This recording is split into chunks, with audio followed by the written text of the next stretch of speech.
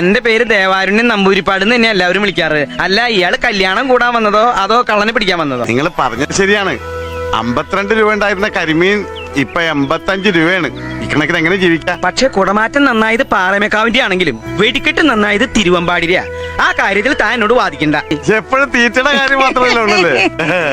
അടപ്രഥമൻ, ചക്കപ്രഥമൻ, കടലപ്രഥമൻ, ഒരു പൂവമ്പഴം കൂടെ ഉണ്ടെങ്കിൽ സദ്യ ഉഗ്രൻ. ഈ 4 പാട്ടും യേശുദാസ് പാടി തന്നെയാ. ഓണാഘോഷം കഴിഞ്ഞതും രണ്ടുപേരുടെയും ചെവി അടിച്ചു പോയോ?